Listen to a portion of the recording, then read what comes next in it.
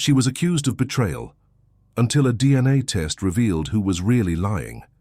The rain had been falling for hours, not the kind of rain that simply wets, but the kind that weighs, the kind of rain that feels like it's trying to wash away what can't be fixed, to erase what should never have happened. Inside the room, the ticking of the clock was the only rhythm that remained. 3 a.m. The whole house was asleep, but between those four walls, everything had already ended. Isabel stood in front of her husband, trembling, eyes brimming with tears, trying to understand how love could so quickly become suspicion. The photo, still open on his phone, felt like a sentence, a fake image, an ambush set by hands she hadn't yet named. But Gabriel didn't see doubt. He saw evidence. "I asked you once, Isabel. I asked if I could trust you," he said, voice low but sharp. "So tell me, this is what you do when I'm not around?" She tried to move closer, but he stepped back as if her touch might infect him. "That photo's a lie," she said, voice unsteady but eyes unwavering. "Someone's trying to tear us apart." Gabriel let out a humorless laugh. "There's always someone, always some excuse." He tossed the phone onto the bed. "Funny how easily the lies come out of your mouth." Her throat tightened, rage and disbelief crashing together in silence. For a second, she almost screamed, almost smashed everything around her, but she held back. She knew nothing she said would change his mind now. The poison of doubt had already taken root, and once that happens, no love survives. "I never cheated on you, Gabriel. Never." "Then tell me who that man is." "I don't know," she cried, exhausted. "I don't know who did this." He fell silent, his jaw clenched, eyes fixed on the floor. And then, with a cruel calmness, he whispered, "You don't have to explain anything. I already know the truth." The sound of the zipper on her suitcase cracked through the room like a whip. She packed only what she needed: papers, a coat, an old photo of the two of them still smiling before everything had shattered. As she zipped the bag closed, she heard his voice one last time that night. "I want you out of my house before sunrise." That word, "my," cut deeper than any insult. Isabel paused, drew a deep breath and replied without looking back, "The house is yours, Gabriel, but the truth is still mine." She left. The door closed gently behind her. Outside, the rain greeted her like a silent accomplice. She walked through the empty streets, coat-soaked, face cold, unsure of where to go. Each step sounded like a sentence being written on the wet pavement. Behind her, the bedroom light still glowed. Gabriel stood at the window, unmoving, lost in thought. But even there, even drowning in anger, something in his chest stirred, an unease, a shadow. Something whispering what he refused to hear. Maybe she was telling the truth. That night, Isabel lost her love, her home, and her identity. But without knowing it, she also found the beginning of what time would one day call justice. That night, silence wasn't made of peace, but of ruin. And what she didn't know was that fate had just begun to write her reckoning. The morning came slowly, as if the day itself hesitated to rise over what was left of that house. When Isabel left the city, the rain was still falling, gentler now, but just enough to hide the tears that wouldn't stop. She carried a small suitcase, her simplest clothes, and an old photograph folded inside her wallet. She didn't look back. Not because she didn't want to, but because she knew that if she did, her legs might not carry her forward. The road felt endless. The bus moved through the rain-soaked fields, and with every turn, memories of the night before echoed louder. His words, dry, final, still rang inside her. "I already know everything." The kind of sentence that leaves no room for defense. A verdict passed without a trial, without a voice, without mercy. In the first days, Isabel found refuge in a small guest house in a nearby town. She barely slept, ate even less. Spent her hours trying to understand how life could change so completely, so suddenly. She remembered the first time Gabriel told her he loved her, his voice calm, almost shy. He had seemed like a man made of certainties, and she believed she could be the place where those certainties would rest. Now that same man had turned her into a fraud. It was only weeks later that she noticed the delay, a persistent nausea, a gentle dizziness each morning. She bought the test alone at a corner pharmacy. Waited in a cold-tiled bathroom, staring at the clock like someone awaiting a sentence. The result appeared in seconds, 2 lines, no screaming, no despair, only a deep, sacred silence, as if the entire world had paused to witness what she had just realized. She was not alone. She sat on the floor for hours, face in her hands, heart beating slowly. She thought of telling him, but something inside her said it would be pointless. A man who believed a lie so easily would never believe the truth. She placed the test inside her bag, beside the folded photo. That night, she wrote a single sentence on a scrap of paper. "One day, the truth will be born with me." With time, she found a job as an assistant teacher at a remote school run by a religious order.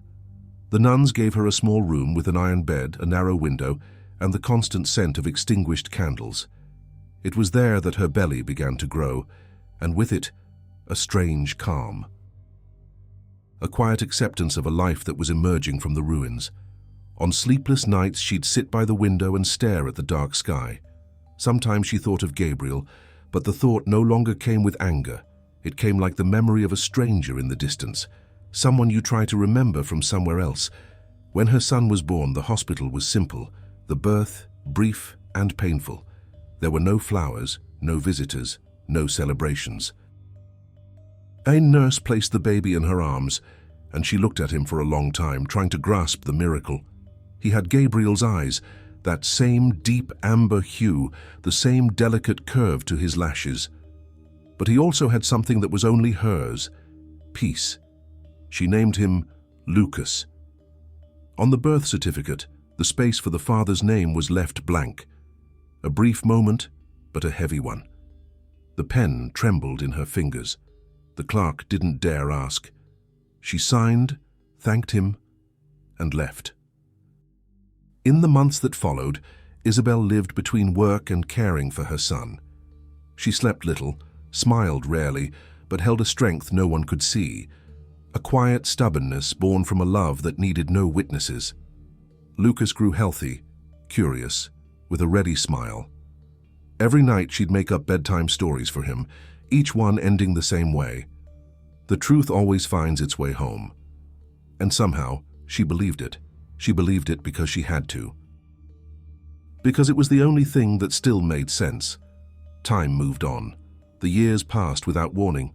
Lucas turned 6, and Isabel was no longer the fragile woman who had fled into the rain. Her gaze was steady, her posture upright, and her voice firm as she entered the classroom. The students respected her, the teachers admired her, but when the day ended and the silence returned, she still wondered if destiny would ever have the courage to face her head-on.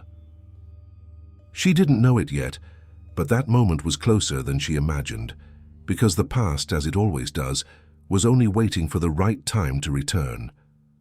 Sometimes, time doesn't erase anything. It just waits until we're strong enough to look again. Time never warns a man when it begins to change him. He doesn't wake up different. He simply notices one day that everything holding him together has slowly dissolved in quiet gestures. A cup of cold coffee forgotten on the table. The silence of a dinner never served. The absence of a voice that used to fill the air. That's how it was with Gabriel. In the first months after Isabel left, he tried to convince himself he had done the right thing. He repeated over and over that he couldn't live with a lie. That it was better to destroy something that seemed perfect than to live deceived. But something haunted him, even amid the routines of work and hollow conversations, the way she looked at him before she left. There was no hate in that look, and that disturbed him more than any word ever could. He came home late, entered the bedroom, and still smelled traces of the lavender perfume she used to wear. He couldn't bear to lie on her side of the bed. For weeks he slept on the couch, as if the mattress itself held a silent accusation. Some nights he'd wake in the dark and whisper her name without realizing it. The sound came low, rough, half dream, half guilt, and when he came to, he'd sit up, rub his face, and repeat in his head, "She lied."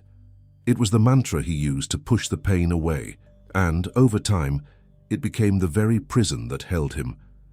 Gabriel was a man of habit, up at 6, coffee without sugar. Reports reviewed before heading to the office.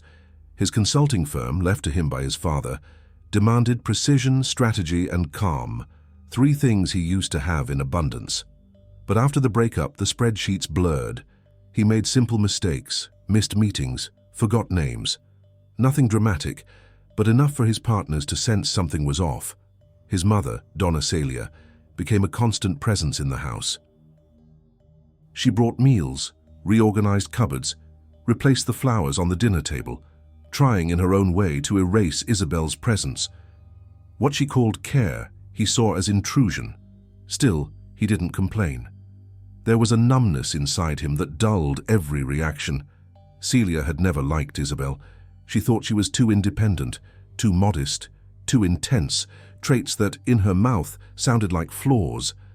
And when the chance came to discredit her, she didn't hesitate. She received the anonymous messages, forwarded them to Gabriel, and fueled his suspicions. Deep down, she hadn't meant to destroy them, only to separate them. But the lie she planted grew far too fast. At their quiet dinners, she would mention Isabel's name with feigned compassion. A shame, really, but at least you found out early. He wouldn't respond, just nodded faintly while his stomach twisted in silence. At work, his colleagues noticed the shift. The once confident, sharp-minded man had become distant, almost vacant. In meetings, he listened without really hearing. On the rare occasions he smiled, the smile faded before it began. One of them once said, "You're living in memory, Gabriel." He didn't reply, because it was true, and admitting it would be like reopening a wound he no longer knew how to mend. Time passed. Months turned into years, and he grew used to absence the way one grows used to a scar. It didn't hurt every day, but it never left. Love didn't return. There were attempts, women introduced by friends, polite dinners, shallow conversations he'd forget by morning. None stayed. Unaware, he still looked at the clock at 8 p.m., the time Isabel used to get home from school. It was automatic, immune to time's passing. One particularly cold autumn changed everything. His father died, and with the inheritance came old memories. While sorting through his father's office, Gabriel found a box of family photos, newspaper clippings, and old letters. Among them, a yellowed envelope addressed to him. No sender. Just his name, in Isabel's handwriting.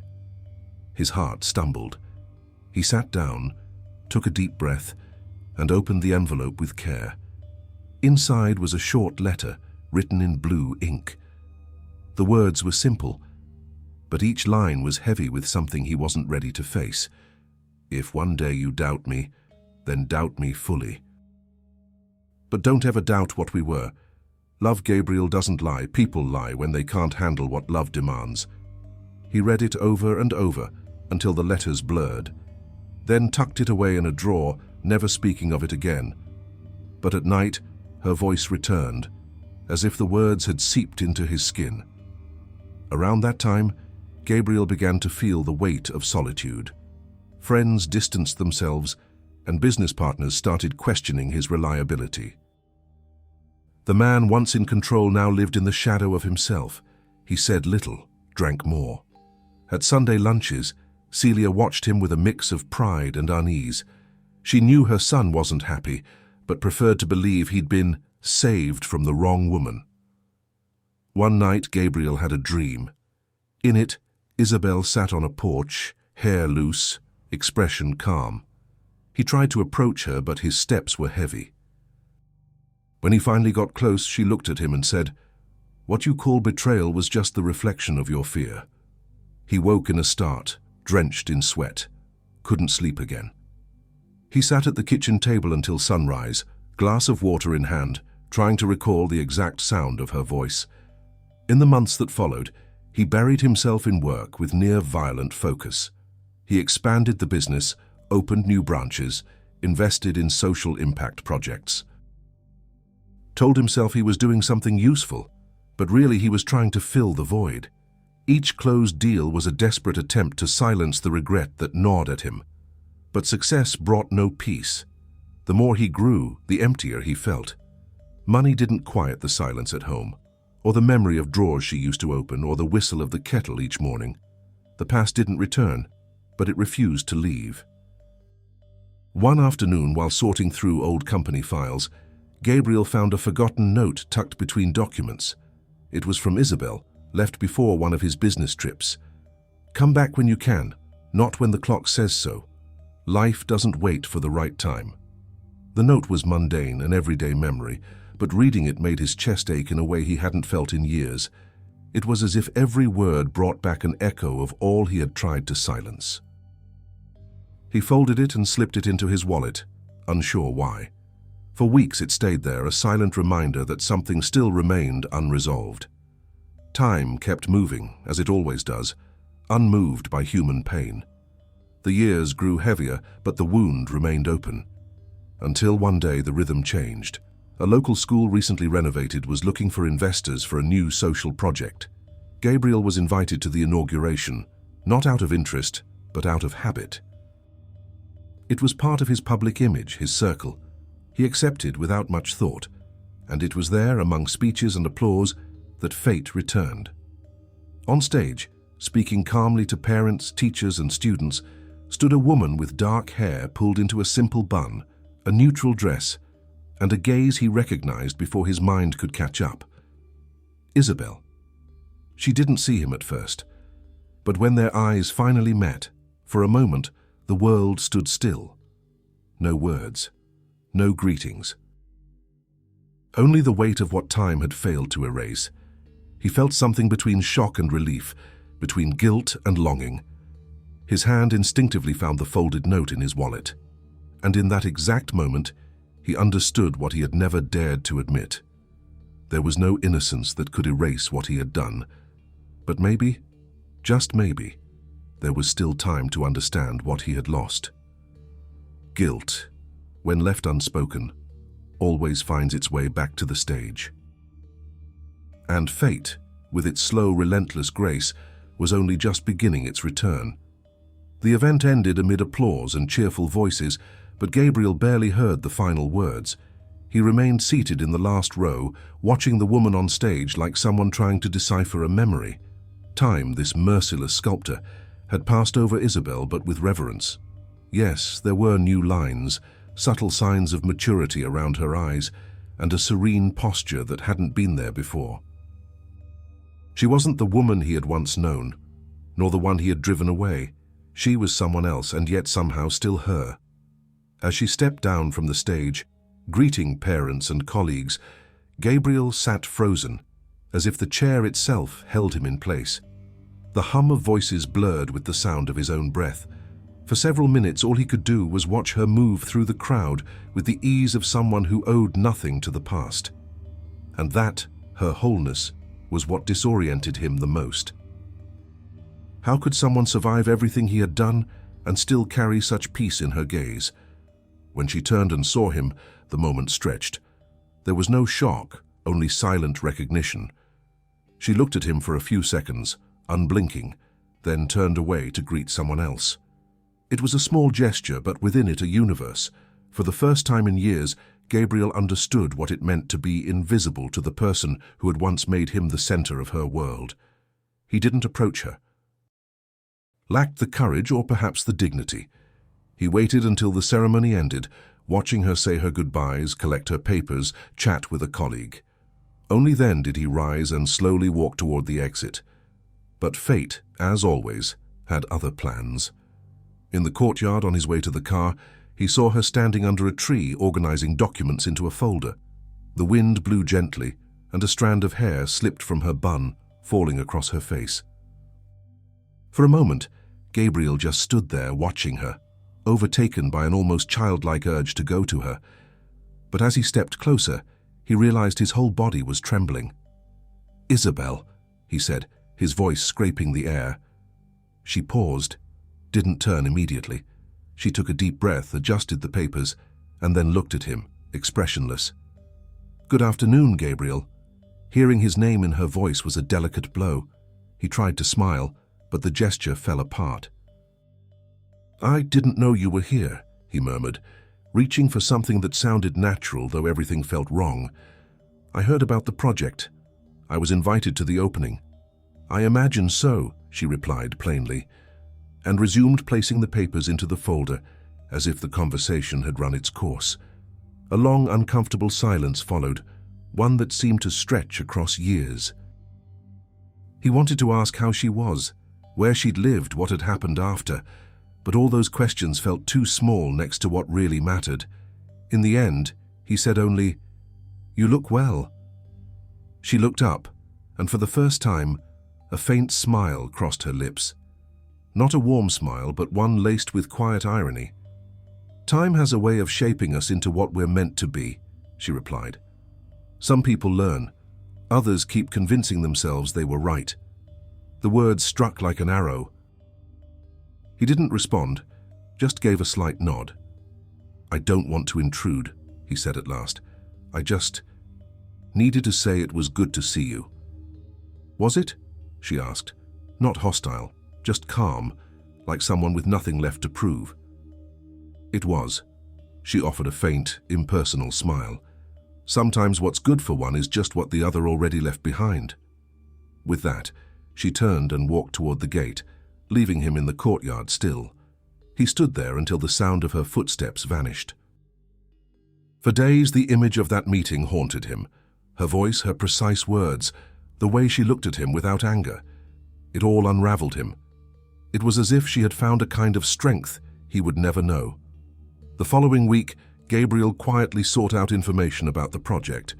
He learned Isabel was the school's academic coordinator, and that she also worked at a local foundation providing scholarships to vulnerable children. Strangely, the foundation was partially funded by a company his own firm helped manage. It was as if destiny had drawn a quiet circle, bringing them near again through paths neither of them had chosen. In the days that followed, Gabriel began visiting the school more often, under the guise of monitoring the investment. He kept his distance, watching her interact with teachers and students, laughing, hugging a child, solving problems with patience. Every gesture was a memory of what he'd destroyed, and also a new way of seeing her, not as the woman who betrayed him, but as the one who had survived his betrayal. Then, one day, fate went further. As he walked through the corridor, he heard a child's voice behind him. "Professor Gabriel!" He turned, surprised. A boy was running toward Isabel, notebook in hand. About 7 years old, with dark brown hair and the same honey-colored eyes that haunted Gabriel's dreams. The boy stopped in front of Isabel, out of breath. "Mom, I forgot my snack in the classroom. Can I go get it?" The word "Mom" echoed like silent thunder. Gabriel felt the ground shift beneath him. He looked at the boy, then at her. Isabel noticed his reaction but remained calm. "Of course, Lucas, but hurry.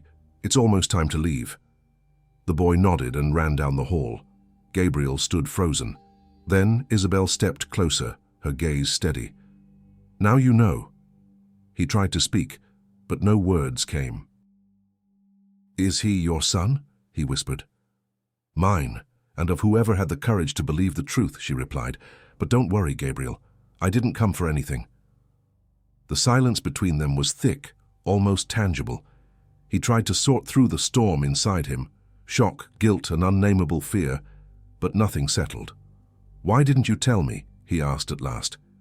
"Because you wouldn't have believed me," she said without hesitation. "And because back then I still believed time could heal what lies had broken." She turned to leave, but he stepped forward. "Isabel." "No, Gabriel." Her voice now was firm, almost sharp. "You had your chance to listen, and you chose silence. Now it's my turn to choose what I want to hear, and honestly, I want nothing." The words hung in the air, heavy but free of hate. In them was a serenity that disarmed him completely. She walked away slowly, and he stood frozen, her name still caught in his throat. In the days that followed, Gabriel tried to see her again, but Isabel kept her distance with the grace of someone who had learned how to protect herself. She replied to emails briefly, didn't answer calls, kept her distance at events. And the more he tried, the more he realized the gap between them wasn't made of time. It was made of choices. He began watching Lucas from afar on the days he visited the school. The boy ran across the yard, played, laughed, and in every movement Gabriel saw reflections of what he never had the courage to protect. The resemblance was undeniable. The way he furrowed his brow when thinking, his curious gaze, even the way he held a pencil. And the more he saw, the more the doubt consumed him, not about Isabel, but about himself, about the man he had become. One afternoon he couldn't resist and asked one of the school's staff, an elderly woman with a gentle voice and attentive eyes, "That boy, Lucas, he's Isabel's son, right?" "Yes," she said. "A special boy.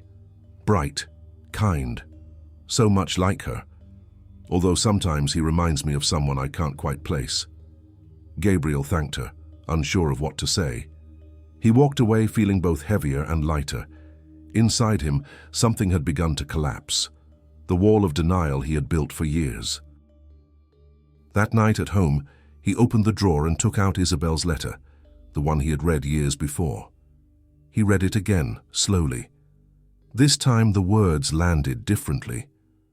"Love doesn't lie. People lie when they can't bear what love demands." That was it. He had never borne what love demanded of him, trust.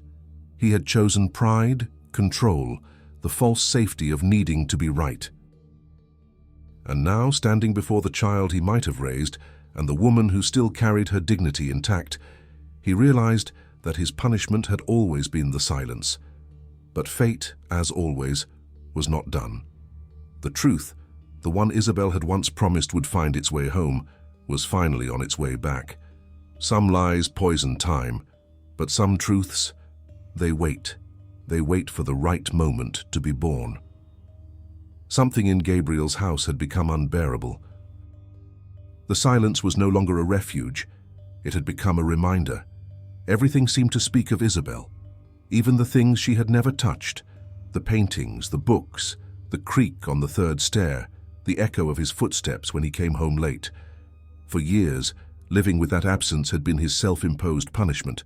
But now, after seeing the boy, after hearing her voice, after feeling the past breathe again, the silence was no longer enough. Now, silence demanded answers. Gabriel began revisiting old memories like someone sifting through the ruins of a home. Fragments were everywhere. Old messages, a forgotten note tucked inside a book, her perfume still faint in an abandoned bottle in the bathroom. None of it answered the question he needed most, but all of it reminded him how much he'd stopped listening. For days he fought the urge to reach out to her. He knew she didn't want him near. But something had grown stronger than the fear of rejection, the need to know the truth. It wasn't just curiosity, it wasn't just guilt. It was the aching need to understand how someone who had always been loyal could be so easily destroyed by a lie. That week, work demanded little of him. He delegated most tasks to his partners and spent long hours in his private office, flipping through old files. Among the papers, he found the original anonymous tip he had received years ago. The message, his mother claimed, had come from a staff member at Isabel's school. But the more he read, the more he saw how fragile it all was. No name, an unknown number. And worse, the supposed proof came from a fake email address. How hadn't he seen it before? How could he have believed something so poorly stitched together, so conveniently cruel? His mother's name came to mind. Donna Celia had been the one who insisted on the betrayal, repeating the same phrases until they became truth. She, who had always distrusted Isabel, was handed the perfect weapon, and he, blinded by pride, became the blade. That night, he didn't sleep. He sat on the porch for hours, eyes lost in the dark, body still. The distant sound of cars was like the hum of a past he couldn't undo. Around 3 a.m., he made a decision. He needed to talk to Isabel, but first, he had to face his mother. The next day, he went to her house, an old house surrounded by rose bushes still scented with wood and heavy memories. Celia greeted him with her usual warmth, but as soon as she saw his face, she knew something was wrong. "Something happened, my son." Gabriel walked in without answering. He left his coat on the chair and sat at the table. His eyes were tired, his face pale. He took several seconds before speaking. "I saw Isabel." His mother froze. Her name sounded like it had been torn from the past. She tried to mask her surprise with a soft smile. "Really? What a coincidence." "It wasn't a coincidence," he cut in. "I saw her at the school's opening. She works there." "School?" She feigned surprise. "I thought she had moved far away." He stared at her for a moment in silence. Then, calmly, he placed a printed copy of the anonymous message on the table. "Do you remember this?" he asked. "Of course. It's what opened your eyes." "It's what made me destroy my life," he said quietly, voice controlled. "And now I want to know who sent this to you." She hesitated. The silence between them thickened. Celia looked away, ran her hand through her hair, and took a deep breath. "I told you, Gabriel. It was someone from the school." "What's his name?" "I don't remember." "You do." His tone changed. There was no pleading now, only certainty. She tried to hold his gaze but failed. She sighed, leaning back in her chair. "Sometimes you have to protect the ones you love," she whispered. "I saw what that woman was doing to you. She made you weak, confused. You were always so rational, so firm, and suddenly you were someone else. I couldn't let her destroy you." Gabriel closed his eyes. For a moment he was completely still, as if he needed time to absorb the weight of her words. "So, it was you," he said. Not with anger, just a deep, hollow sadness. "You sent those photos." "I did what any mother would." He looked at her calmly, but behind that calm was something devastating. No mom, no mother destroys her son's truth to protect him from happiness. The silence that followed was the most painful they had ever shared. Celia tried to defend herself, but the words couldn't find strength. Gabriel stood, took his coat and said only, "I always wanted to believe someone had lied. I just never thought it was you." The door closed softly behind him. Inside, his mother wept in silence. Outside, her son felt the world crumble beneath his feet. In the days that followed, Gabriel entered a kind of lucidity laced with despair. Everything he thought he knew was unraveling. He tried to find a way to approach Isabel, but no words seemed enough. How do you ask forgiveness for a wound that stretched across 7 years? How do you repair a life with a handful of honest phrases? He knew he needed proof, not for himself, but for her. He wanted her to know. At last, he believed her. He revisited digital records, hired a forensic analyst to trace the origins of the old messages. The results came a week later. Every trail led back to a computer registered to Celia Montero. Nothing more needed to be said. The truth was whole now, raw, undeniable. That night, Gabriel drove to the school. The building was nearly empty, but light shone from one room. Through the window, he saw Isabel at a desk, reviewing papers, her head in her hands. He watched for a moment. His heart pounded. His body hesitated between guilt and the need to speak. He knocked. She looked up, surprised. "Gabriel?" she asked, composed. "What are you doing here at this hour?" He took a breath. "I need to show you something." Isabel studied him in silence. His face looked tired, but there was something different. A vulnerability she had never seen in him before. He handed her a folder. Inside were documents, evidence from the investigation, reports proving the origin of the messages. "It was my mother," he said, voice barely audible. "She made it all up." Isabel opened the folder, turned the pages slowly. Her hands began to tremble. It took several minutes before she could look up. "And now what, Gabriel? You want forgiveness?" He didn't answer right away. His eyes welled up, not dramatically, but with the quiet sorrow of someone who realized too late what he had destroyed. "I don't want anything," he said finally. "Only for you to know, I believe you. I know what I did." She held his gaze for a long time. The silence between them was alive, filled with memories, scents, words time had never erased. At last she said, "You took everything from me. My home, my name, my child's father. I know. And now you come back to say you believe me? It's the least I can do." Isabel took a deep breath, closed the folder, and placed it on the desk. "The least, Gabriel, is what we offer when we have nothing left." There was a long pause before he spoke again. "I don't expect you to forgive me. Good." He lowered his head, defeated. But before he could leave, she said something he would never forget. "I don't hate you, Gabriel. Hate requires a kind of love I no longer carry." He nodded slowly and walked out. The night was cold, the wind sharp against his face. But inside, something had shifted. A bitter clarity. The weight of guilt, measured and exact. He knew he could never undo the past, but he also knew truth was not the end. It was the beginning of something else.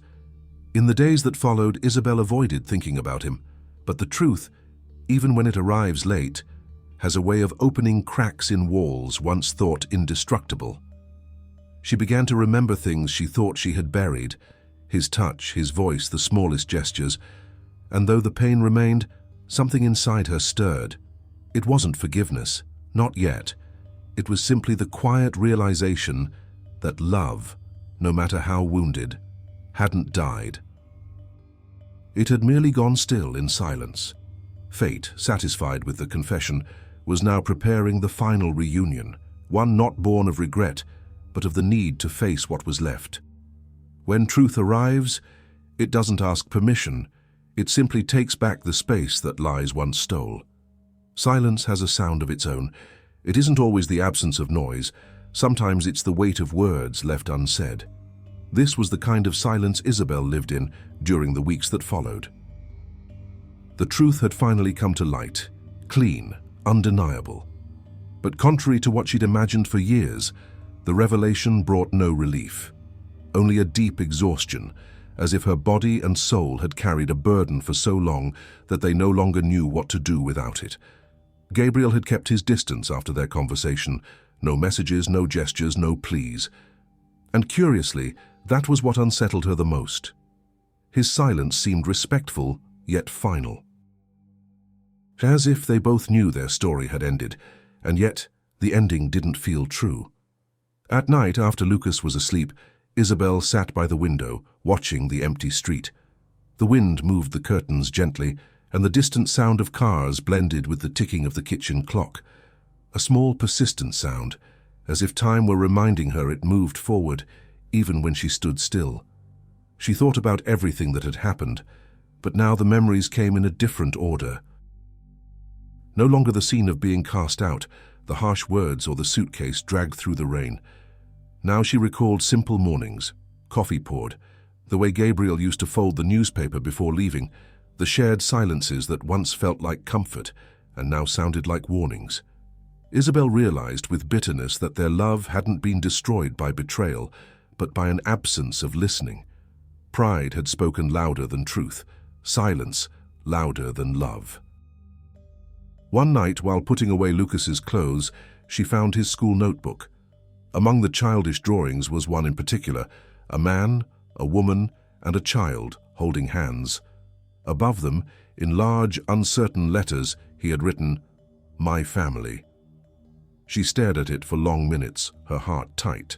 Lucas had never asked about his father. He knew his mother loved him, knew no other man lived with them, but until then, that had never bothered him. That night, however, Isabel understood the time for avoiding the conversation was ending. The next morning, while preparing breakfast, he looked at her with unusual seriousness for a 7-year-old. "Mum, is my dad alive?" he asked, without hesitation. The sound of the question lingered in the air. She turned slowly, stalling for time. "Why are you asking, sweetheart?" "Because the boys at school said everyone has a dad, but I've never seen mine." Isabel sat across from him. The morning light streamed through the window, casting soft shadows across the table. She took a deep breath. Your father is alive, yes. Does he know I exist? Isabel hesitated. He does now. Lucas fell silent, staring at his cup. Then he asked, Is he mean? The question disarmed her.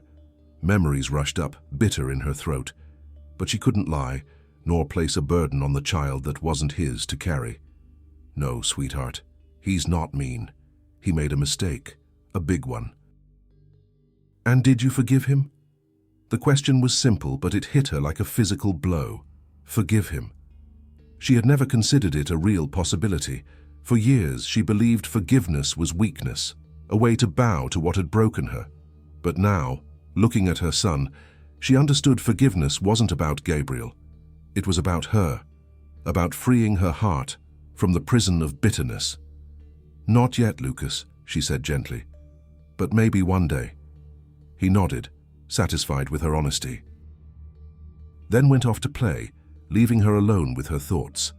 From that day on, Isabel began dreaming of Gabriel more often, not romantic dreams nor nightmares, just ordinary scenes. A broken conversation, a rainy afternoon, a hand reaching but never quite touching another. She would wake with a racing heart, restless. It was as if the truth, even revealed, still needed a final gesture to settle. Meanwhile, Gabriel lived in silence. Since his mother's confession and the encounter with Isabel, something in him had irreparably fractured. He tried to maintain a routine, but nothing held meaning anymore. Work no longer distracted him, friends avoided the topic, and his mother, ashamed, barely called. He spent nights awake in the living room chair, a half-empty bottle nearby, eyes fixed on the window. The guilt that once was a shadow had become a presence, heavy, constant. He felt it in his shoulders, in his hands, in his chest. No matter how much he tried to reason with himself, he couldn't erase the image of Isabel alone with their son, fighting for dignity while he lived on, built on lies. One night, something shifted. He got in his car and drove with no destination. The streets were empty. The cold wind blew in through the window. The city slept. Unconsciously, he ended up near the school. He parked by the gate and just stared at the dark building. For some reason, he felt the urge to apologize, even knowing no one would hear. "Forgive me, Isabel," he whispered. "Not for me, for everything I took from you." At dawn, he made a decision. He wouldn't see her again until he knew what to say. Their silence was too heavy for another empty encounter. He needed to repair, not just confess. In the following days, he began supporting the foundation Isabel helped run. Quietly, without fanfare.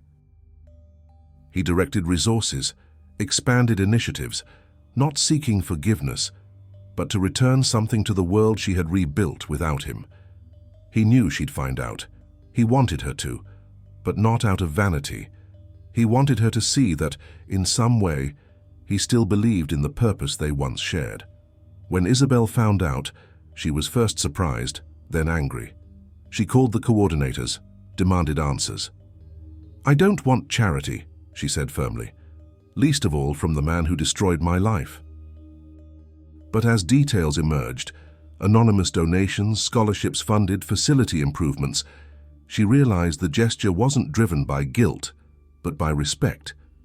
Gabriel wasn't trying to buy her forgiveness. He was trying to do something good, perhaps the only redemption he knew. That night, sipping coffee, Isabel felt something shift. There was fatigue, yes, pain, but also a sliver of peace. The truth had finally begun to settle inside her. One afternoon, picking Lucas up from school, the boy came running, holding up a new drawing. "Look, Mum," she took the paper. Again, 3 figures, but this time, the man stood beside the woman and child, all smiling. Above, in large letters, it read, "One day." Isabel looked at her son, her chest tightening. "One day what, Lucas?" "One day we'll be a real family, Mum." She tried to smile, but her eyes welled up. "We already are a real family, sweetheart." He nodded, confident. But deep down, she knew what he meant. And as much as she tried to dismiss it, the thought that destiny might still have something to rearrange began to take root. Weeks passed. Life went on. But something had changed.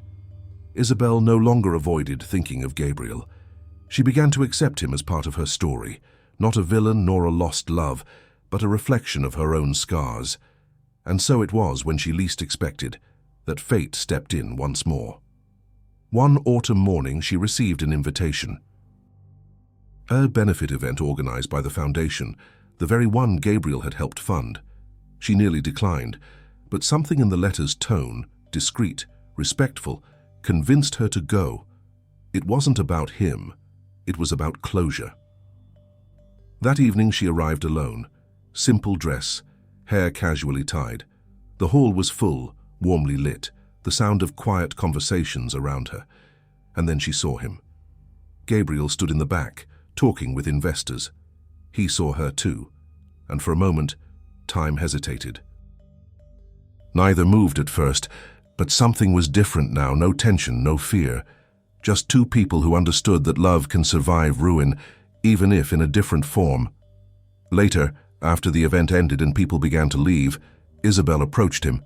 She stopped a few steps away and simply said, "I heard what you did for the foundation." Gabriel looked at her, silent. She continued, "Thank you. Not for me, but for the children." He nodded. "It was the least I could do." "Sometimes," she said, "the least is all the heart can give, and that's already more than nothing." They stood quietly for a few seconds. Then she took a deep breath. "I forgive you, Gabriel." He looked at her, surprised. "You don't have to—" "I know," she interrupted, "but I have to." There was a long pause before he spoke again. "And now?" Isabel gave a soft, sad smile. "Now, we each move forward with the truth we've built." And she walked away, slowly, toward the door. Gabriel watched her leave, and for the first time in many years, he felt something close to peace. Not because he had recovered what was lost, but because he had finally learned to live with what remained. Forgiveness is not a return. It is a period spoken with calm. Autumn crept into the city with a tenderness that felt almost cruel. Leaves gathered along the sidewalks, and the air carried that kind of chill that doesn't sting the skin, but seeps slowly into the bones, the thoughts, the memories. Isabel no longer marked the seasons by the calendar, but by how time moved within her. No longer in a rush, no longer angry, only with the melancholy of someone beginning to understand that some stories don't end. They merely change their voice. Since the Foundation's event, she and Gabriel hadn't seen each other. They had parted with an uncomfortable kind of serenity, the kind that follows a storm, when the sky remains grey but the wind's violence has passed. Each went their separate ways, at least outwardly, but inside something remained suspended. Isabel tried to convince herself that forgiveness had closed the chapter, that to forgive was to erase. That what she felt upon seeing him, remembering his voice, or thinking of the honey-eyed boy who now slept in the next room, was just the residue of a past time hadn't yet finished sorting. But deep down, she knew there was something more, something she dared not name. As for Gabriel, he was discovering that receiving forgiveness didn't heal, it only made space for regret to breathe. For years, he believed love was a kind of contract, that once trust was broken, the bond dissolved. But Isabel had shown him, without even meaning to, that true love isn't a pact, it's a mirror. And what he now saw reflected was a man stripped of certainty, trying to learn again how to deserve his own name. It was Lucas who, unknowingly, brought their paths back together. On an ordinary morning, Isabel got a call from the school. Lucas had fallen during recess and hurt his arm. Nothing serious, but they asked her to come in. On the way there, her heart beat faster than it should. Maternal worry tangled with an inexplicable premonition. Something inside her said this day wouldn't be just about her son. When she arrived, she found Lucas sitting in the infirmary, his arm bandaged, trying to mask his pain with a smile. Beside him stood a man holding a clipboard. It was Gabriel. The world slowed down. For a moment, she stood frozen at the door, unsure whether to step forward or retreat. He saw her and gave a slight nod, as if acknowledging that fate had just taken one more step toward the inevitable. "It was just a fall, Mom," Lucas said quickly, trying to normalize the moment. "I was running and slipped." "And what are you doing here?" Isabel asked, her voice trembling. Gabriel took a breath before replying. "I was in a meeting with the principal. I saw him fall. I brought him here," he said, pausing briefly. "He was brave. He didn't cry." The silence that followed was thick, almost tangible. Isabel approached her son, checked the bandage, thanked the nurse, but her gaze, despite every effort, kept drifting back to Gabriel. There was something different about him, not exactly regret, but a sad kind of calm, a serenity that only exists in someone who has lost everything and still chooses to remain. Lucas, innocent, broke the silence. "He helped me, Mum, brought me water, and stayed until the nurse came." Isabel looked at her son, then at the man before her, and for the first time in years she felt the anger had truly dissolved. What remained was the simple, undeniable truth. This man was her son's father, and nothing in the world could change that. "Thank you, Gabriel," she said at last. "Truly." He nodded silently. And in that small, almost imperceptible gesture, something inside her began to shift. In the days that followed, Gabriel began visiting the school more frequently. At first under the pretense of meetings and social project reviews, but it was clear there was more to it. Isabel noticed, even if she tried to ignore it. There were no grand gestures, no forced closeness, just presence.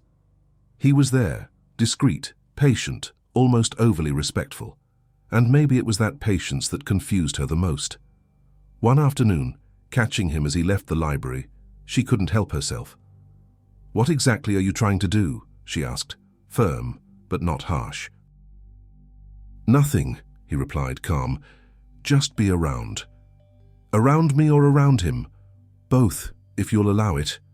She crossed her arms, her look caught somewhere between weariness and wariness. "It's not that simple, Gabriel." "I know," he said, pausing just long enough for the air between them to grow dense.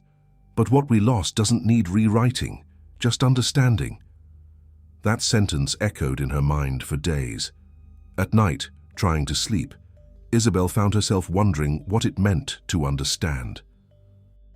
Forgiveness she had already offered, but understanding. Maybe forgiveness was for herself, and understanding was the step that one offers the other.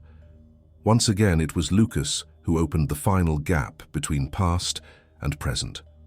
That Friday, the school hosted a small end-of-semester presentation. Gabriel had been invited as a representative of the sponsors. Isabel, as coordinator, was among the organizers. Everything went smoothly until Lucas stepped onto the stage, his arm now healed, to recite a short piece he had written himself. His voice trembled with nerves, but his words held a sincere weight. "My mom says time fixes everything, but I think time just helps us understand what stayed. Sometimes people get lost, but the heart still remembers the way. I don't remember much from my life, but I remember what feels good, and what feels good is when we're not afraid to try again." The audience applauded, but Isabel remained still.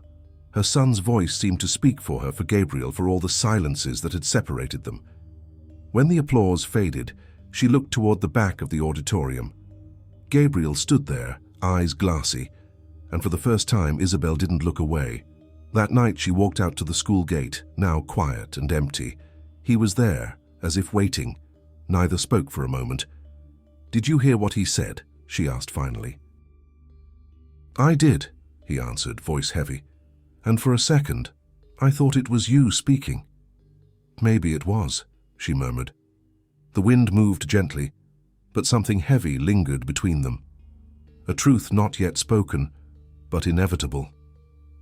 "I don't want to start over, Gabriel," she said suddenly.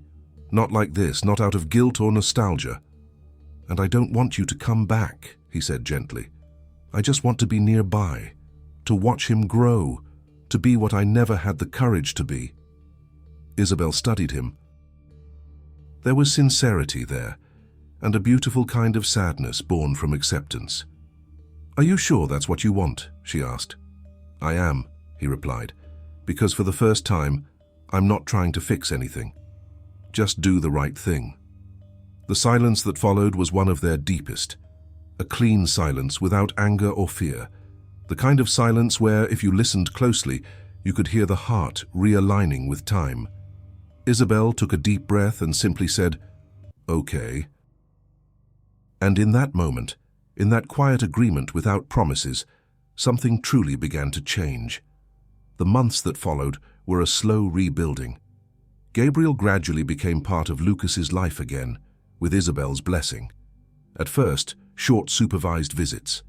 Then afternoons at the park, hours of reading, conversations about everything and nothing. Lucas, with the disarming ease only children possess, welcomed his father without hesitation. And in each gesture, each smile, Isabel saw not just what might have been for Finn, but what still could be. There was no more guilt, no more haste, only a kind of calm known only to mature love, the kind that doesn't need guarantees, only presence. One afternoon, watching them play soccer in the schoolyard, Isabel realized it no longer hurt. The past no longer bled. It simply existed, woven into the fabric of life. And it was there, in that quiet moment, that she understood. True forgiveness isn't forgetting. It's no longer needing to guard yourself from the memory. Later that day, with Lucas gone off with a friend, Gabriel approached her. The sunset painted the sky in shades of orange, and the city felt suspended in time. He stopped a few steps away and spoke softly, his voice firm but restrained. "I didn't know what love was, Isabel." "And now you do?" she asked. "Now I know that love isn't what we feel. It's what we do when the feeling fades, and we choose to stay anyway." She looked at him, and for a moment all the defenses dropped. There were no villains, no victims, just two human beings standing before the possibility of starting again, not from the beginning, but with the whole truth between them. Isabel took a deep breath and answered, "Maybe that's what love really is, Gabriel. Realizing that not every restart has to feel like a beginning. Some are just a continuation." He smiled, and so did she. No grand gestures, no sudden embraces, no sweeping kiss, just the comfortable silence of two people who finally understood that true love needs no witnesses. And when their silence was complete, the world at last breathed with them. Time passed without hurry, as if it knew that some wounds can't be rushed to heal. Months became seasons, and the seasons brought with them a calm Isabel had never known before. She began to laugh more easily again, to sleep without nightmares, to believe once more, not in romantic love, but in the idea that the heart can remain whole even after being broken. Gabriel, on his part, stayed close. He didn't intrude, didn't demand, didn't make promises. He was simply there, a quiet presence. A small gesture here, a message about their son there, a brief conversation at the school gate. And slowly, that constancy began to take on a new meaning. It wasn't a plea to rekindle anything. It was a silent proof that love can also mean responsibility. In the late afternoons, when the sun dipped low and the wind carried the sweet scent of trees, Isabel would watch Lucas play in the yard and realize that this boy, with his curious eyes and unguarded joy, was living proof of everything she had survived. There was something deeply symbolic in watching him run without fear. As if by seeing him free, she herself became a little freer from every painful memory. But life, that expert in irony, rarely settles for quiet endings. It always saves one last turn, a subtle gesture that shifts the course of things just when everything seems still. And it was on an ordinary October afternoon, simple in appearance but decisive in essence, that this turn arrived. Isabel was at the school, sorting through papers for a new social project. The director had invited sponsors and former students for a celebration event. Among the confirmed guests, one name caught her eye: Gabriel Montero, now nominated for a regional award for his work in early education programs. When she read it, she stood in silence for a few long seconds.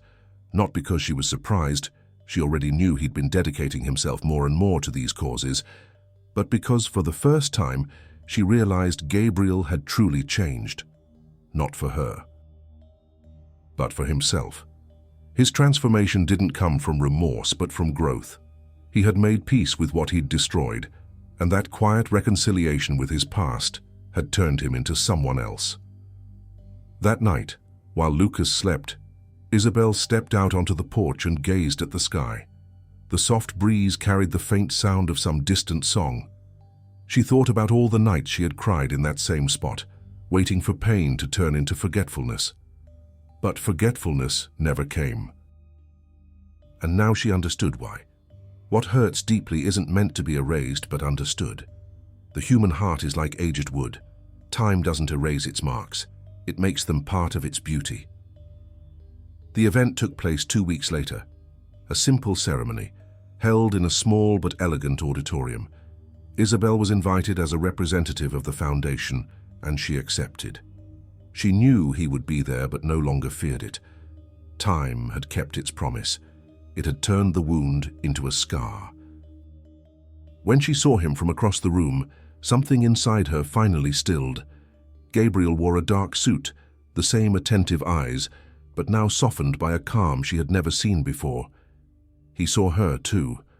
Their eyes met briefly, but in that glance lay a lifetime, as if in that single second they revisited everything they had lived and forgave each other once more without needing words. During the ceremony, the host spoke about overcoming, about new beginnings, about the power of turning pain into purpose. Gabriel was called to the stage, and when he spoke, his words were brief but sincere. He didn't talk about business or achievements or success. He spoke of people, of mistakes, of learning. Some people say time heals everything, he said, but time only makes sense if you let it teach you. What truly heals is love in its quietest forms. Forgiveness, presence, respect. And sometimes to love is simply to keep wishing someone happiness, even when that happiness no longer includes you. Isabel listened in silence, her eyes glistening. She knew those words were for her, not romantically, but as a final reckoning with fate. At last, the past could rest. After the event, she waited for the room to empty before approaching him. He was speaking with a few guests, but when he saw her, he politely excused himself. They stood face to face, with the ease of two people who no longer had anything to prove. "You spoke beautifully up there," Isabel said. "I only said what I learned too late," he replied. She nodded, a faint smile curving her lips. "Sometimes what comes late arrives exactly when it should." There was a quiet pause. Then he asked, "How's Lucas?" "Curious, talkative and stubborn, like his father," she answered without irony. They both laughed softly. And in that restrained laughter there was something tender, a familiar warmth that time had failed to erase. "I wanted to ask you something," he said after a moment. "Nothing big." "What is it?" "That you let me see him now and then, not as an obligation, not as a visitor, just to be around." Isabel looked at him for a moment. There was no pleading in his voice, no pride, just a human request, clear, honest, sincere. "I have no reason to say no," she said finally. "Lucas likes you." "And you?" "I've learned to like the man you've become." Her words disarmed him completely. Gabriel smiled, a weary, grateful smile, older than he was. "That's more than I ever hoped to hear." In the months that followed, their new rhythm settled naturally. Lucas loved the afternoons with his father, and Isabel slowly realized that Gabriel's presence no longer hurt her. On the contrary, it brought balance. There was something beautiful about seeing the man who once caused her pain become someone worthy of the child they shared. People whispered, curious, wondering if they had rekindled anything. But what they had built was something else entirely. Something quieter, steadier, truer. Not a return to the past, but a friendship born from respect for what love had left behind. One afternoon, after picking Lucas up from school, Gabriel walked her to the gate. The boy ran inside, leaving them alone. The sun was setting, painting the sky in amber shades. They stood there for a few seconds before Isabel spoke. "You know, Gabriel, sometimes I think we destroyed ourselves because we wanted everything at once." "Maybe," he said. "Or maybe because we didn't know how to wait for the right time to be happy." She nodded, a small, almost serene smile forming. "And when is the right time?" "Maybe it's this," he said softly. "The time when we don't need to hurt each other to love." Isabel looked at him, and for the first time in years felt no longing, no resentment, only peace, and she understood that their love, though it hadn't survived as romance, had endured as affection. And sometimes, that's what truly matters. In the days that followed, fate seemed finally satisfied. Each went on with their lives, but between them remained a bridge, solid, not built from promises, but from truth. Lucas grew up happy, surrounded by care. And Isabel, when she looked in the mirror, no longer saw the broken woman but the whole one, reborn from her own ashes. One night before bed, she opened the window and looked at the sky. The moon was high, serene, and the wind carried the distant scent of blooming flowers. For a moment she remembered the past, but this time without pain. She smiled to herself and whispered, "I made it." And perhaps somewhere across the city at that very same moment, Gabriel looked up at the same sky and murmured quietly, for no one to hear, "I did too." Love doesn't always end. Sometimes it simply changes shape and keeps living where respect begins. Time didn't heal her. Isabel knew that. What time did was subtler. It taught her how to live with her scars without needing to hide them. They had become a kind of map, reminders of where she had been and how far she'd come to get here. And now, with her heart quiet and her days flowing at a natural rhythm, she began to see that what remained wasn't pain, but a kind of mature peace, almost serene, born from acceptance. After years of living among shadows and rebuilding from ruins, Isabel began to see herself differently, not as the woman who had been betrayed, nor as the mother who had raised a child alone, but as someone who had walked through fire and still managed to see beauty in the ashes. She now understood that pain hadn't destroyed her. It had shaped her into someone stronger, more aware, more whole. In this new phase, Isabel's days were made up of simple things, but filled with meaning. She dedicated herself more deeply to her work at the foundation, now expanded with new social projects and strong partnerships. Her team respected her, the children adored her, and the city slowly began to recognize her as a figure of strength and inspiration. But what few knew was that her strength wasn't made of certainty. It was made of daily choices not to give up. Lucas was growing quickly. At 8 years old, he already showed a sharp mind and rare sensitivity. He had a habit of leaving little handwritten notes for his mother on the kitchen table. "You're my hero. I'll take you traveling when I'm big. I love you, even when we fight." Those simple, messy words meant more to Isabel than any public recognition. They were daily proof that she'd gotten something right, and that something was love. Gabriel, meanwhile, remained present, from a healthy distance. He visited Lucas on weekends, attended school meetings, and from time to time exchanged brief, tension-free conversations with Isabel. Their relationship had found a rare balance, not romantic love, but deep respect. They were no longer what they once had been, but they remained something important to each other, mirrors in which they could now see themselves clearly, without fear of the reflection. And it was in this quiet backdrop that something new began to grow. Not abruptly, but organically, almost imperceptibly. One morning, during a foundation meeting, Isabel met Rafael Monteiro, one of the new volunteers. He was an architect, around 40, calm-eyed and soft-spoken. His expression carried the kind of calm that comes from people who have learned to listen more than they speak. There was elegance in him, the kind that doesn't need to announce itself, the kind of man who, at first glance, doesn't spark passion, but trust. In the first days, they only exchanged practical matters, reports, timelines, project plans for school renovations. But little cracks began to form in the routine, and in those cracks, something quiet began to bloom. Raphael had a habit of arriving early and making coffee for the team before meetings. A small gesture, but one that said a lot. One morning, seeing Isabel arrive in a rush, looking worn out, he handed her a mug and said gently, "Careful, it's hot." "Thanks," she replied, surprised. "How long have you been doing this?" "Since the first day. You just hadn't noticed." He said it without any malice, and yet the words echoed inside her. She realized how long it had been since she'd noticed small things, the gestures, the glances, the pauses. She had spent so many years living in defense mode, and now she was slowly unlearning how to shield herself so much. Raphael wasn't a man who tried to impress. He spoke little, but every word carried weight. Bit by bit, he became a presence, like Gabriel once had, but a different kind of presence. Where Gabriel brought intensity and storms, Raphael brought pause and shelter.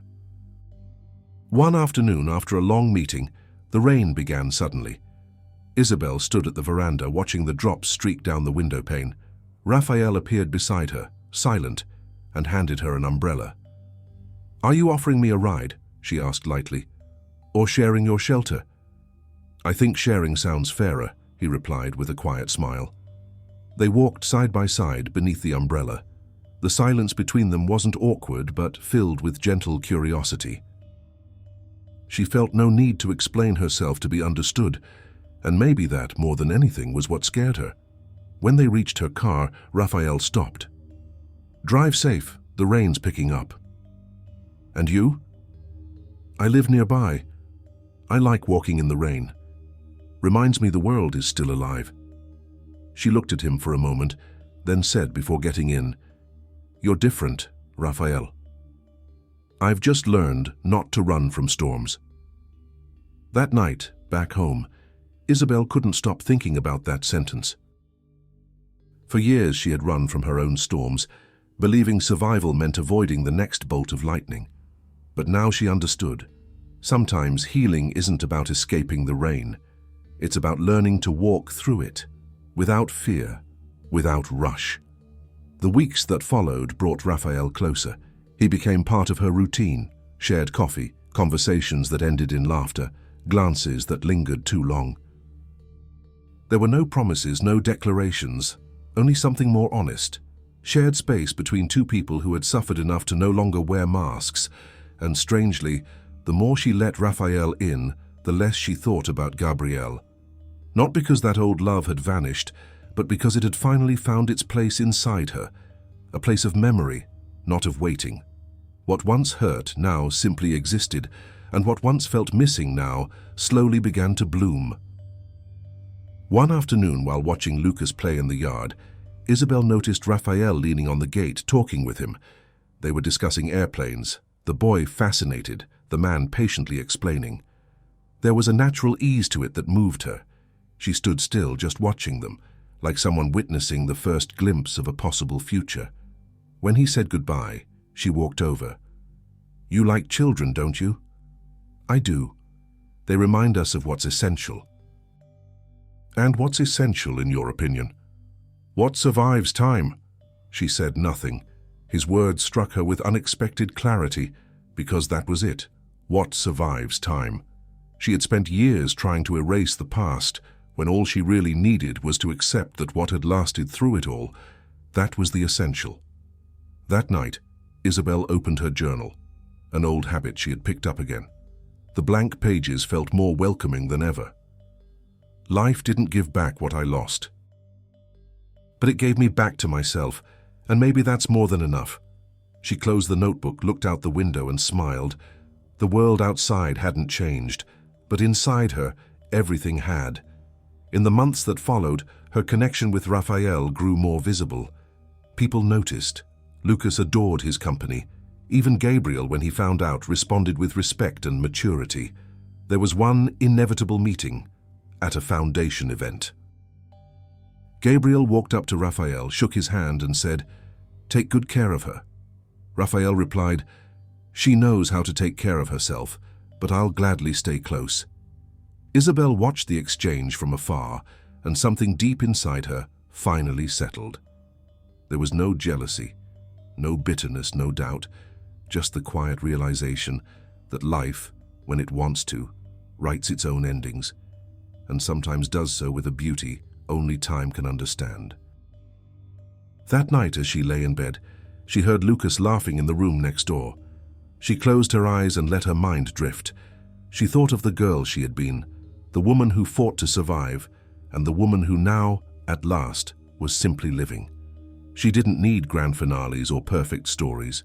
What she had was real, and for the first time, that was enough. The kind of love that lasts isn't the one that shouts or promises. It's the one that comes after the pain sits beside you and stays in silence. The years that followed arrived quietly, without Isabel even noticing. Life made no announcements, offered no sudden turns. It simply settled, slowly and steadily, into the rhythm of things that last. It was as if time, tired of testing her, had finally decided to reward her with the tranquility it had always denied. And she, in return, had learned to live without urgency. The days were simple but full. Her work at the foundation, Lucas's laughter, the occasional visits from Gabriel, Raphael's silent companionship. No excess, no noise. There was peace, and in her heart, a certainty she had never known before. She had made it. Love, Isabel now understood, isn't what happens to us. It's what remains even after everything else seems to fall apart. And what remained in her, above all else, was the ability to love, not naively, but consciously. With open eyes, a whole soul, and the humility of someone who has already walked through the desert. One morning, Isabel was invited to give a lecture at a local university. The topic, Resilience and Truth in Human Relationships. It wasn't the kind of event she usually sought out, but she accepted. She felt it might be time to turn her pain into words, not as a lesson, but as testimony. On the day of the lecture, the auditorium was full. Students, professors, curious listeners, young, attentive faces, full of the kind of hope she had once known and lost many times. She stepped on stage with a slight tremble in her hands. She hadn't prepared a speech. She would speak as if talking to old friends. For a long time, she began, I confused love with permanence. I thought true love was the kind that stayed, that withstood everything, that never left. But today I know that the truest love is the one that transforms, even when it ends. The love that teaches, even when it hurts. The love that pushes us to become who we were meant to be all along. Her words came slowly, as if each had waited years to be spoken. The audience was silent, and for a moment Isabel felt the weight of the past dissolve completely. Not because it had disappeared, but because it finally fit within her. After the lecture, a young man approached her. His eyes held the same mix of restlessness and hope she often saw in Lucas. Professor, can I ask you something? Of course. Do you believe it's possible to love again after being destroyed? Isabel looked at him for a moment before answering. I don't just believe it, I lived it. Love destroyed who I was, and it was exactly that which gave me the chance to discover who I could become. What kills isn't love. It's the fear of feeling it again. The young man thanked her and walked away. She stood there watching people slowly leave and felt a quiet gratitude. Perhaps the true purpose of it all, and the pain, the losses, the loneliness, was this: to reach a point where her story could be a shelter for someone else. That night at home, Isabel had dinner with Raphael and Lucas. The table was simple, but the room held the kind of invisible harmony that only sincere connection can bring. Lucas told stories from school, gesturing wildly, laughing at his own jokes. Raphael listened with genuine curiosity and patience, as if each sentence were a small discovery. Isabel watched them with a tenderness that no longer hurt. You talk just like your father, she said, smiling at her son. Which one? Lucas asked, making everyone laugh. The biological one or the stubborn one? Raphael added. Isabel shook her head, amused. Both, maybe, she replied. Each gave you something good. The conversation moved on, but that sentence lingered in her mind. Somehow she knew it was true. Gabriel had given her life, the beginning, the impulse, the lesson. Raphael had given her the present, the balance, the rest, the home. And she, with time, had learned to be the bridge between those two worlds. Later that evening, while tidying the kitchen, Raphael came up behind her and wrapped his arms around her. The gesture was natural, unassuming, but full of meaning. She turned and rested her forehead against his, sharing a silent moment. "You okay?" he asked. "I am. For the first time in a long while, I really am." "Do you still think about him?" The question came without jealousy, only honesty. Isabel didn't hesitate. "Sometimes, but it doesn't hurt." "So, is it still love?" "It's memory," she replied, "and memory is what love becomes when it matures." Raphael smiled, satisfied with the answer. "Then I think your heart is at peace." "It is," she said. "Because it's learned that love isn't measured by who stays, but by what's left behind." Time kept doing its quiet work. Lucas grew older, became a teenager, curious, idealistic. He wanted to study architecture like Raphael and sociology like his mother. He said he wanted to understand the world in order to rebuild it with more beauty. Gabriel, now a more mature man, watched from afar, present but never intrusive. He had found his own redemption in social work, helping families in situations similar to the one he had once destroyed. Between him and Isabel, conversations remained occasional, but full of quiet affection. There was nothing left to say, and perhaps for that very reason, everything that remained between them was finally pure. One morning, Isabel received a letter. The envelope had no sender, but she recognized the handwriting. It was from Gabriel. She opened it slowly, her heartbeat unsteady. The lines were few but precise. "Isabel, I took a long time to write because I never knew what was still worth saying. You were my mistake and my salvation. And even though life placed us on different paths, I've always known we remained connected by the truth we built and the love that didn't die, just learned to go quiet. Thank you for not hating me. I hope life gives you every day the peace I never knew how to offer." She read the letter, folded it and placed it inside the same notebook where she wrote her thoughts. She didn't reply. She didn't need to. Sometimes silence is the most complete form of gratitude. That night, sitting on the porch, Isabel watched Raphael and Lucas talking in the living room. The sound of voices, the occasional laugh, the simple comfort of that scene, everything felt right. She took a deep breath and felt a new kind of peace. Not the kind that comes from a lack of conflict, but the one born from understanding. And she thought that in the end, the kind of love that matters is the one that leaves the world better than it found it. Her legacy wasn't just her son or her work or her quiet achievements. It was the way she had turned pain into something fertile, the way she had proved with her own life that it's possible to be reborn without erasing the scars. And that love, in all its complex forms, is always a choice. One night, Lucas, now a teenager, asked, "Mom, have you ever truly loved someone?" She looked at him without surprise. "I have." "What's it like?" "It's when your heart knows that someone is part of you, even if you're never in the same place again." "So, do you still love my dad?" "I love what we were. But today, I love what we are." "And Raphael?" "He's the now. And now is where life happens." Lucas smiled thoughtfully. "Then I think I get it." "Get what?" "That love is like a book. Some chapters are sad, others happy, but all of them are needed to make the story make sense." Isabel hugged him. "Exactly, my love."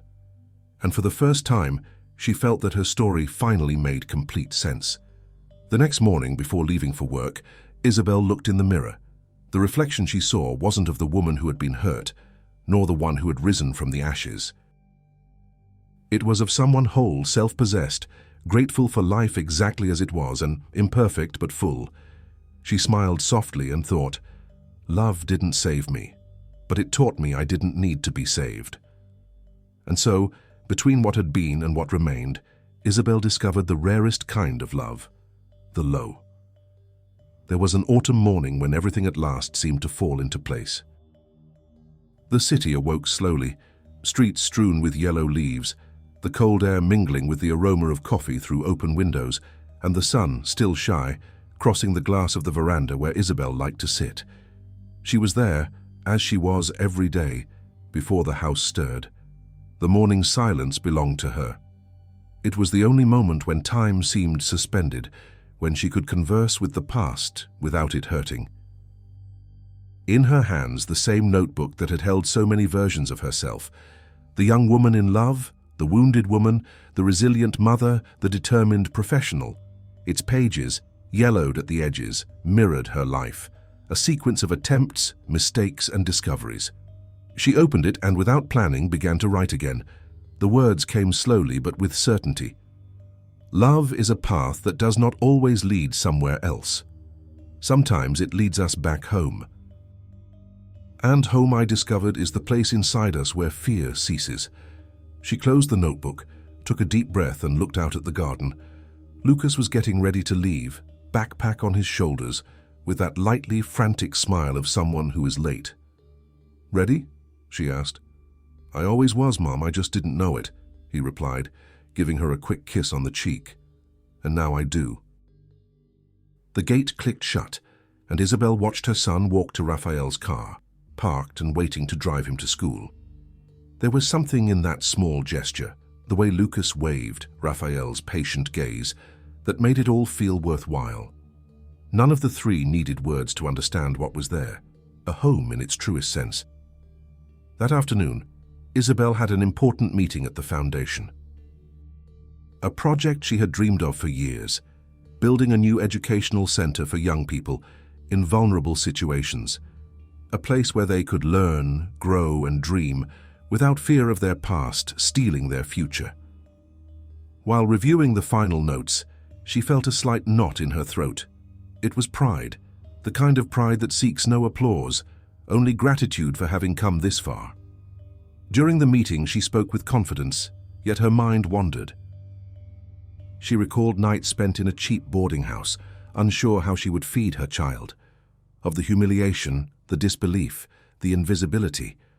And now here she was, leading a team, shaping destinies, turning pain into purpose.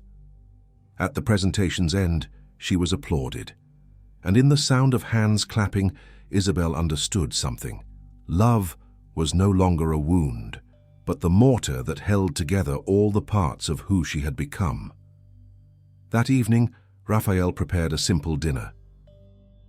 Candles lit, a bottle of wine, and the kind of comfortable silence that exists only between two people who know each other fully. Isabel watched him chop vegetables, his sleeves rolled, his gesture calm. There was a quietness in him that contrasted with the whirlwind her life had been, and perhaps that was what drew her. He did not try to save her. He simply walked beside her.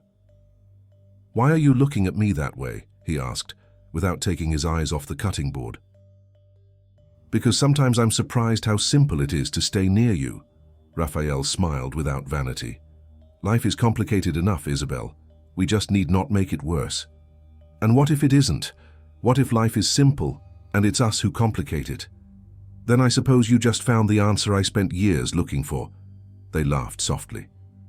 When they sat at the table, the laughter gave way to serene silence. Nothing needed to be said.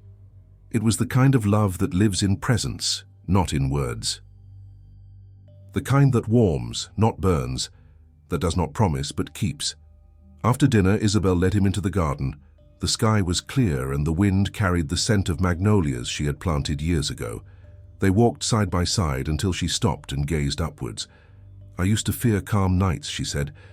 "I believed quietness meant some loss was coming. And now I believe calm is what remains when life finally sets itself right." Raphael lightly touched her hand. "You deserve all the calm in the world, Isabel." She looked at him, half smiling. "And you deserve someone who knows the value of those who stay." They stayed there for long minutes in that silence. The night promised nothing. And perhaps that was its perfection. The following months were filled with achievements. The new educational center began construction, and Isabel was invited to represent the project in other cities. Her name began circulating among institutions, awards, articles, yet she did not let herself be deceived. She knew true recognition did not come from headlines, but from the lives she helped redirect. Each child welcomed, each family restored, each life back on track was a silent reminder that love, in its purest form, is service. But something deeper was unfolding, something she couldn't yet name. It wasn't ambition nor desire. It was the sense of fullness that comes not from outside, but from being exactly where you belong after so many wrong turns. A year later, the center was ready. The inauguration attracted hundreds, familiar faces and strangers, entwined stories, transformed lives. Isabel went on stage to speak. The crowd was still. She looked out and recognized Gabriel among them. He stood quietly in a corner, eyes moist, his expression peaceful. Raphael, beside Lucas, held her hand gently. "When I arrived here," she began, "I did not know who I was. I carried fears, guilt, wounds. It took me years to understand that life does not measure us by our falls, but by our courage to rise. And today, looking at this place, I realize every pain had its purpose. Nothing was in vain. Not the losses, not the absences, not the silences. All of it brought me here." She paused, exhaled, and added, "This center is more than a building. It is a symbol. A reminder that love is not a feeling, it is a decision. And when we choose to love again, even after we've been hurt, we are, in fact, rewriting our destiny." The applause rose, long and genuine, and as Isabel looked into the audience, she saw Gabriel give a discreet wave before leaving. No words were needed. That wave was a silent request for forgiveness, and in her heart, she had already granted it long ago. Later, alone in the garden of the new center, Isabel watched the lights fade one by one. The distant laughter of children still echoed in the halls, and the wind carried the scent of the future, clean, light, promising. Raphael approached and asked, "What are you thinking about?" "Nothing specific, just life." "And what is it telling you?" "That in the end, everything makes sense, but only when we stop looking for logic in pain." He held her from behind, and together they watched the moon rise. Not a grand scene, no soundtrack, no vows. Just two whole people, grateful to have found each other in the midst of the storm. Some months later, on an ordinary morning, Isabel received an unexpected visitor. A young mother, tired-eyed and thin-armed, held a small child in her arms. "I heard you help people who lost their way," she said. I don't know where to start." Isabel smiled and replied, "I didn't either, but we learn. Come sit with me." As the woman spoke, Isabel listened with attention and tenderness. In every sentence of her story, she recognized pieces of her own journey. And when the woman finished, Isabel said simply, "You are not alone. None of us are." The woman cried, and Isabel embraced her. In that hug, something was completed. The circle finally closed. Years later, Lucas, now an adult, wrote about his mother in an award-winning article. "My mother wasn't a heroine. She was an ordinary woman who made love a daily choice. She taught me that strength is not in never falling, but in continuing to love after the fall. If there's one thing I learned from her, it's that true love does not end. It transforms and continues teaching." Isabel never knew he turned that into words. But when Raphael read it for the first time, he thought the boy was right. Isabel's legacy wasn't in monuments or speeches, but in how she made people feel, seen, heard, capable. On the last page of her notebook years later, Isabel wrote, "Time doesn't erase anything, it simply teaches us to see differently. And when I looked again, I realized I lost nothing. I only found myself." She closed the notebook and placed it on the table. Outside, the day dawned. The wind whispered softly, and the magnolias bloomed once again, just like on the first day she decided to begin again. And this time, she knew. It wasn't chance. It was destiny, disguised as forgiveness. End.